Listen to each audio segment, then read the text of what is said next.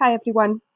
You should all now be finished the similes questions in the document, and you should have finished watching the instructional video on similes as well.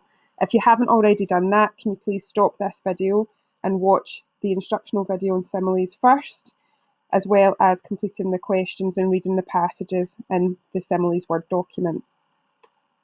Now, the reason I want you to do that is because we're now going to talk about metaphors, and metaphors start to get a little bit more complicated, a little bit more complex than similes. And that's because they are the most powerful device in language. Whether you are using metaphors in your own writing, which you all should be in your pieces of creative writing for your folios, or whether you're reading them, metaphors are always powerful. When it comes to imagery questions and questions about metaphors in the RUAE paper, for example, what the examiner wants to see from you is that you show that you are capable of understanding these powerful metaphors, these powerful pieces of figurative language. So that's why we need to practice answering questions on metaphors. We need to read a lot. You guys should be reading a lot at home in order to pick out different metaphors and get used to analysing them in your mind, thinking about what they mean and thinking about what is being compared. Now, the reason that a metaphor is a little bit more complex than a simile is because it goes one step further. So a simile says something is like something else. So for example, her home is like a prison. However, a metaphor says something is something else. So for example, her home is a prison. Now, the first of these statements can be true. It might be true, the simile. Her home could have bolts and bars in the window and high fences and barbed wire and electrified gates and things like that, which could mean that her home is indeed like a prison. However, the second statement, the metaphor, is not actually true. Her home is not a prison. It's not actually one of Her Majesty's prison buildings.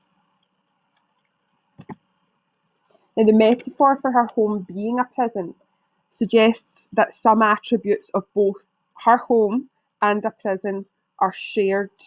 And in a second, I would like you to write down the connotations of a prison.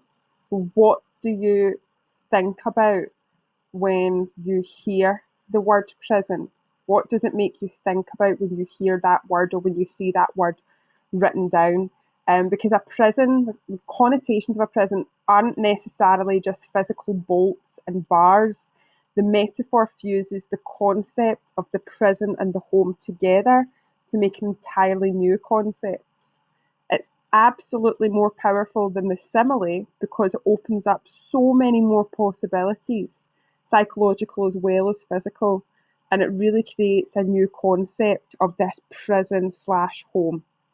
So pause the video here, everyone, write down the connotations of a prison, and then start the video back up once you've done that, please.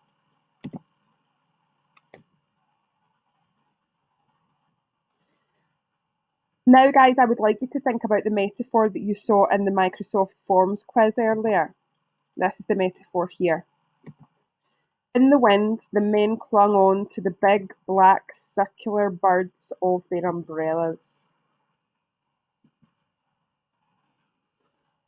Now, the reason that I want you to think about this this metaphor that you saw in the Forms quiz is because some people, like myself, find it difficult to think in the abstract. So some people find it difficult to draw out connotations just out of their heads.